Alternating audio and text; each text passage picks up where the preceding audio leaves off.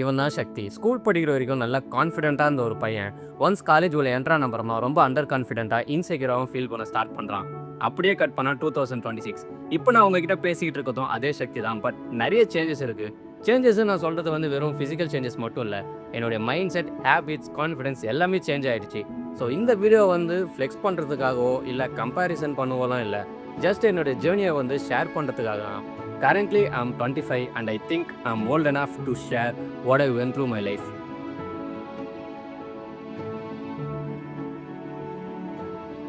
2018ல வந்து ஸ்கூல் முடிச்சுட்டு காலேஜ் போகிற டைம் வந்தது.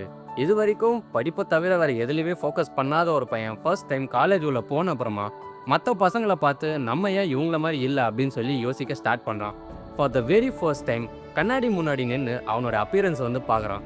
ஹைட்டாக ஒல்லியான ஒரு உடம்போட பார்க்கறதுக்கே ரொம்ப பாவம் போல் இருக்கிற ஒரு ஃபேஸை வச்சுக்கிட்டு இருக்கான். அவன் பார்க்குற எல்லாருமே அவனை வந்து நீ ஏன் இப்படி இருக்க அப்படின்னு கேட்க ஸ்டார்ட் பண்ணிட்டாங்க.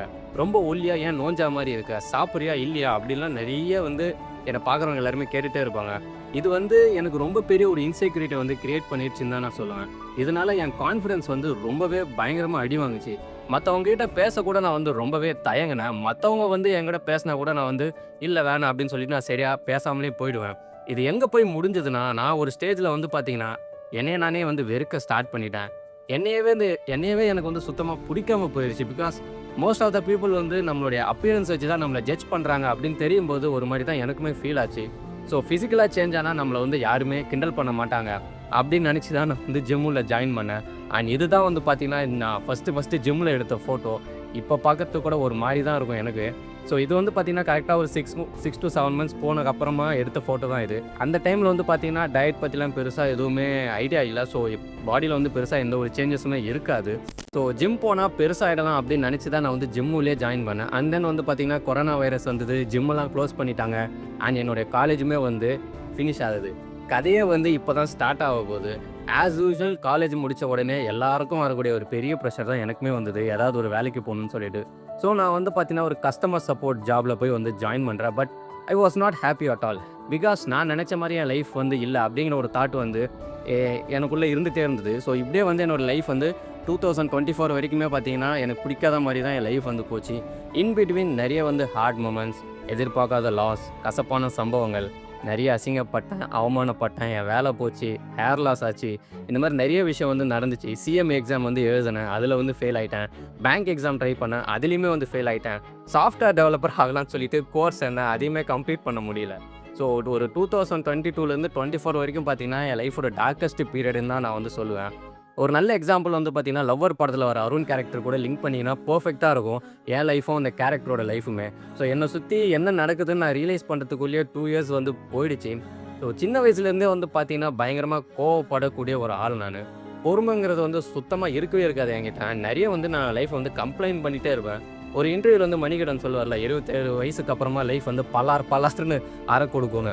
அந்த மாதிரி ஒரு இன்சிடென்ட்ஸ்லாம் வந்து பார்த்திங்கன்னா எனக்கு அந்த ஒரு 2 வருஷத்துலேயே வந்து நிறையவே நடந்துருச்சு. பட் இப்போ நான் வந்து ஒரு லைஃப்பை வந்து லீட் பண்ணிகிட்டு இருக்கேன் அப்படின்னா அதுக்கு காரணம் வந்து அந்த கசப்பான அன்கம்ஃபர்டபுளான இன்சிடென்ட்ஸ் தான். பிகாஸ் அதெல்லாம் தான் என்னுடைய தாட் ப்ராசஸையும் த வே ஆஃப் திங்கிங்கையும் வந்து மாற்றிச்சு நான் வந்து சொல்லுவேன்.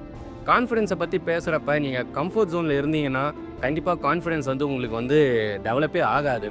கான்ஃபிடென்ஸ் வந்து எப்போ இம்ப்ரூவ் ஆகும்னு பார்த்தீங்கன்னா உங்களுடைய ஹார்ட் மூமெண்ட்ஸ் அண்ட் அன்கம்ஃபர்டபுளான சுச்சுவேஷன்ஸை ஃபேஸ் பண்ணி அதுலேருந்து நீங்கள் ஒரு லெசன்ஸ் லேர்ன் பண்ணிட்டு வருவீங்களா. ஸோ அதை தான் நான் வந்து கான்ஃபிடென்ஸை நான் வந்து சொல்லுவேன். அண்ட் பொறுமைங்கிற விஷயம் வந்து பார்த்திங்கன்னா இப்போ இருக்கக்கூடிய நிறைய பேர்கிட்ட வந்து அந்த பொறுமைன்றது வந்து சுத்தமாக இல்லவே இல்லைன்னு தான் நான் சொல்லுவேன்.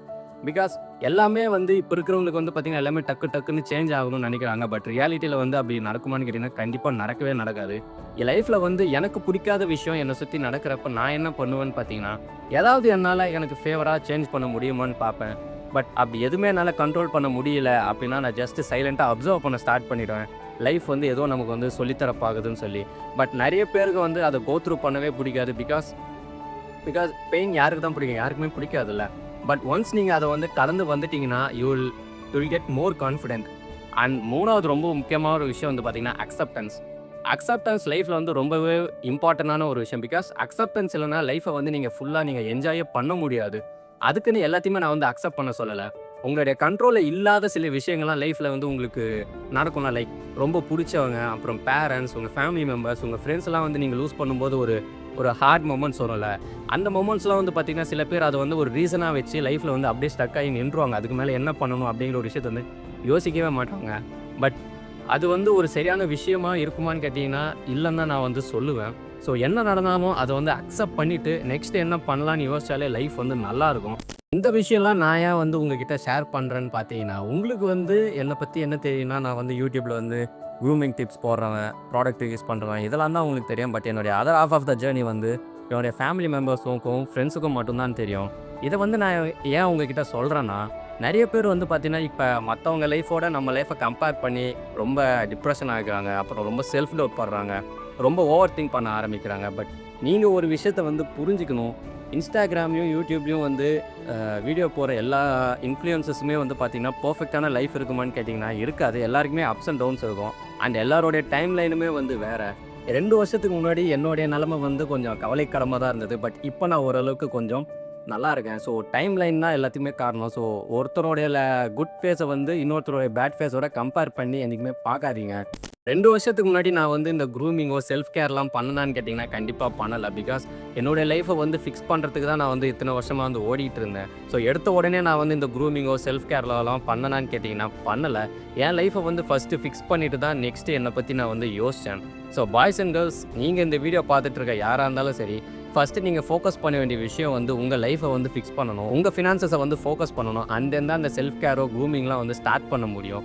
நீங்க ரிச்சா இருந்தீங்கன்னா ஓகே. பட் மிடில் கிளாஸ் என்ன மாரி மிடில் கிளாஸா இருந்தீங்கன்னா, கண்டிப்பா நீங்க உங்க லைஃப்ப வந்து நீங்க ஃபிக்ஸ் பண்ணிட்டு தான் நெக்ஸ்ட் நீங்க எதுவா இருந்தாலுமே யோசிக்கணும். நான் என் வாழ்க்கையில வந்து நெறைய செருப்படிப்பட்டு தான் வந்து பார்த்தீங்கன்னா, நெறைய விஷயங்கள வந்து சேஞ்ச் பண்ணிட்டேன். அண்ட் என்னோட மைண்ட் செட்டையுமே நான் வந்து டோட்டலாவே வந்து மாத்திக்கிட்டேன். ஸோ இந்த வீடியோ வந்து பார்த்துட்டு இருக்க நெறைய பேருக்கு வந்து இந்த வீடியோ வந்து ரிலேட்டபிளா இருக்கும். ஸோ இந்த வீடியோ வந்து உங்களுக்கு புடிச்சிருந்தா லைக், ஷேர் அண்ட் சப்ஸ்கிரைப் பண்ணிடுங்க. அண்ட் இந்த வீடியோவோட செகண்ட் பார்ட்ல வந்து நான் என்ன மாரி க்ரூமிங்லாம் பண்ணேன், அண்ட் என்ன மாரி டயட்லாம் ஃபாலோ பண்ணி நான் வெயிட் கெயின் பண்ணேன், அப்படிங்கிற விஷயத்த வந்து நான் அந்த பார்ட்ல வந்து உங்களுக்கு ஷேர் பண்றேன். So until then signing off Sakthi. Tata. பாய்.